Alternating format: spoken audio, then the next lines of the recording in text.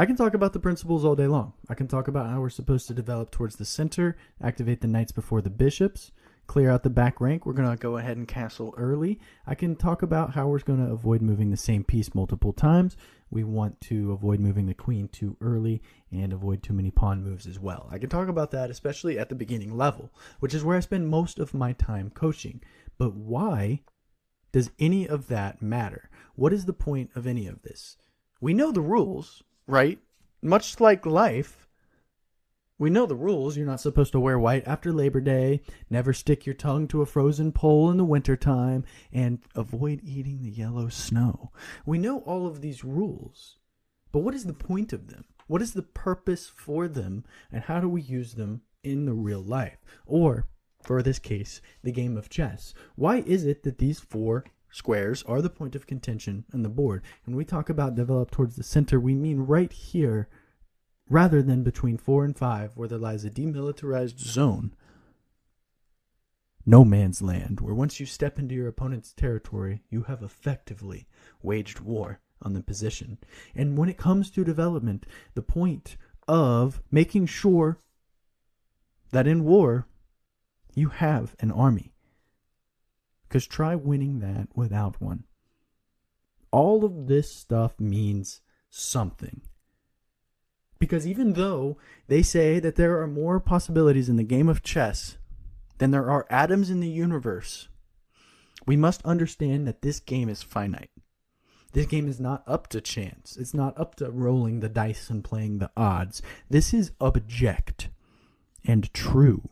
And in this position, something that should look very familiar to many of you is games that we've played thousands and thousands of times ourselves. And especially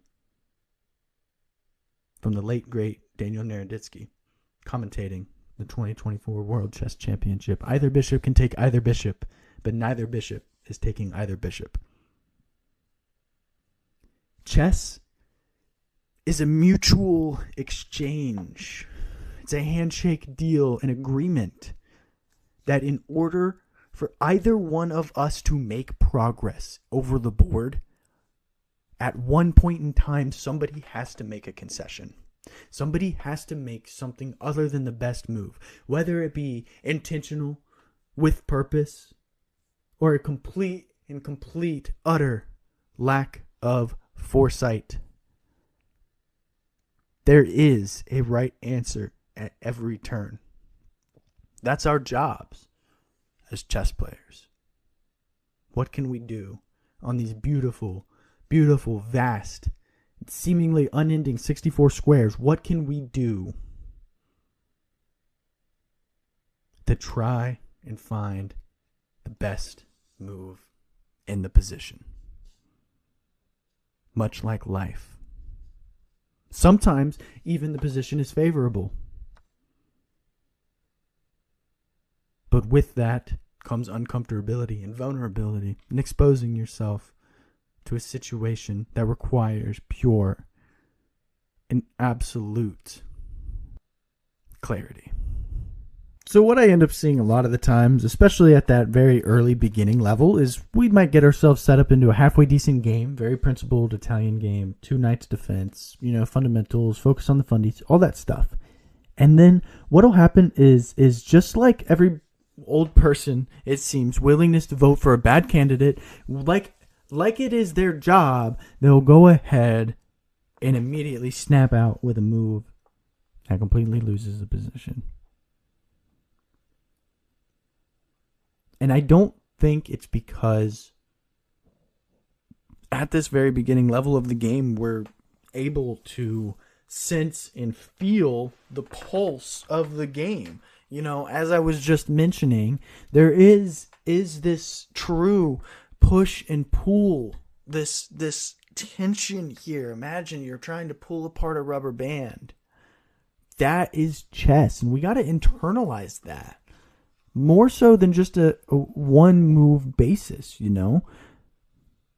And what we kind of want to think about in that is what does this truthfully do? Are we asking ourselves those questions?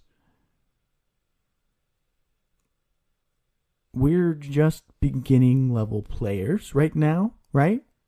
That's what we got to think about in this headspace.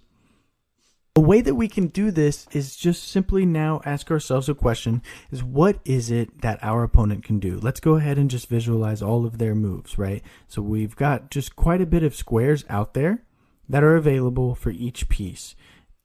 Thinking about those, well, they're going to apply now and in the future and so what, you get it. So this pawn, much like it was here with this move, is under attack. That's just the truth. Whether or not your knight is here to defend it on the c6 square, this pawn is still under attack. It's still under attack on this turn. It's still under attack on this turn. It's still under attack on this turn. It is by far and damned still under attack on this turn, even with a catastrophic blunder. You didn't think I'd throw that one in there, did you?